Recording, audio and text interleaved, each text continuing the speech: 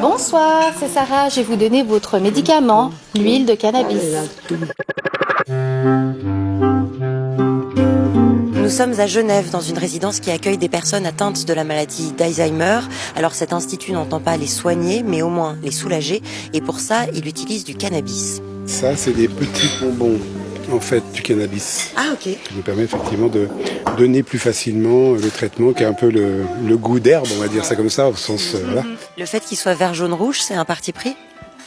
C'est simplement le goût qui change. Bonjour, c'est Sarah, ça va? Je peux vous donner votre huile de cannabis?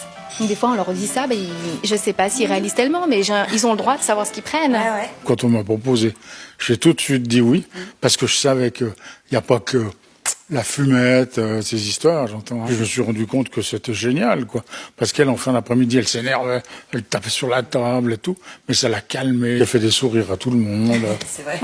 On s'est rendu compte que nous pouvions petit à petit remplacer certaines thérapeutiques par le cannabis, pratiquement. Les neuroleptiques, les antidépresseurs, les anxiolytiques, les somnifères, les antidouleurs majeures comme la morphine que nous utilisions précédemment, mais qui visaient souvent le symptôme en tant que tel. Alors que là, le cannabis modifie non pas un symptôme en soi, mais plutôt adoucit le rapport qu'avaient ces personnes au monde. Donc ça a été une réelle découverte avec des effets très spectaculaires. On bouge, on bouge de là. Le cannabis, ça amenait vraiment quelque chose de positif.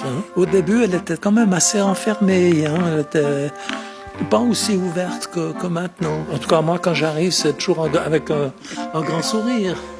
Il y a une sorte de renouveau de la relation avec le parent. Il y a des professionnels qui disent mais maintenant cette personne, on peut la toucher, on peut entrer en contact avec. Des familles qui disent mon mari, il est plus calme, je peux imaginer retourner dans le parc, marcher avec lui, me poser, écouter de la musique. J'ai été enchanté de ce traitement, en tout cas. Est-ce que vous comprenez que ça soit interdit en France, par exemple? En France, on dit d'abord non, puis après, quand tout le monde a dit oui, on se dit, ouais, peut-être qu'il faudrait qu'on le fasse, quoi. C'est dommage pour les patients.